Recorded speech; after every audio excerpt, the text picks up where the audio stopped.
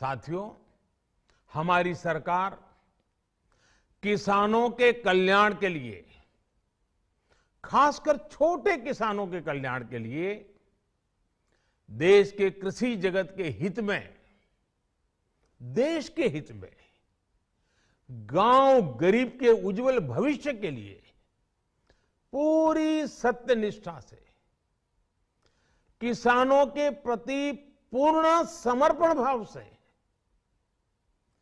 नेक नियत से ये कानून लेकर आई थी।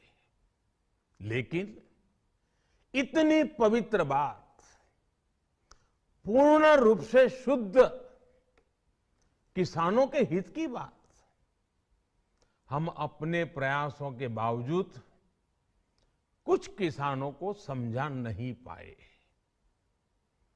भले ही किसानों का एक वर्ग ही विरोध कर रहा था, लेकिन फिर भी ये हमारे लिए महत्वपूर्ण था। कृषि अर्थशास्त्रियों ने, वैज्ञानिकों ने, प्रगतिशील किसानों ने भी उन्हें कृषि कानूनों के महत्व को समझाने का भरपूर प्रयास भी किया।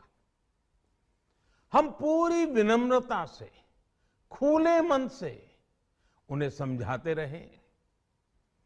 अनेक माध्यमों से व्यक्तिगत और सामूहिक बातचीत भी लगातार होती रही।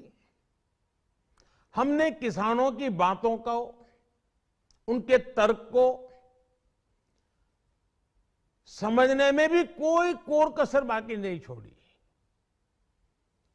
कानून के जिन प्रावधानों पर उन्हें ऐतराज था, सरकार उन्हें बदलने के लिए भी तैयार हो गई।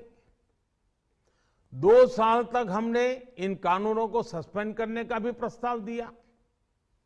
इसी दौरान ये विषय माननीय सर्वोच्च न्यायालय के पास भी चला गया।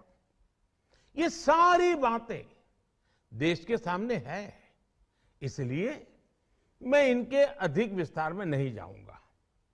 साथियों, मैं आज देशवासियों से क्षमा मांगते हुए सच्चे मन से और पवित्र हृदय से कहना चाहता हूं कि शायद हमारी तपस्या में ही कोई कमी रही होगी, जिसके कारण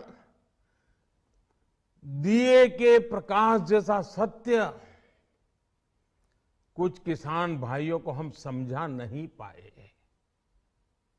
आज गुरु नानक देव जी का पवित्र प्रकाश पर्व है।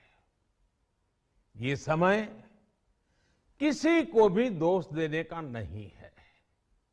आज मैं आपको, पूरे देश को ये बताने आया हूं कि हमने 3 कृषि कानूनों को वापस लेने का, रिपील करने का निर्णय लिया है।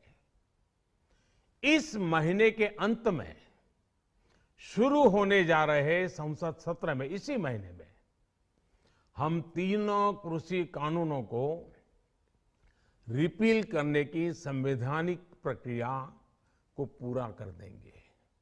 साथियों, मैं आज अपने सभी आंदोलनरत किसान साथियों से आग्रह कर रहा हूं, आज गुरु पर्व का पवित्र दिन है।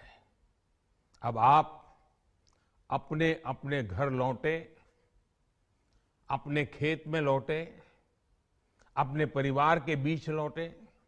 आइए एक नई शुरुआत करते हैं, नए सिरे से आगे बढ़ते हैं।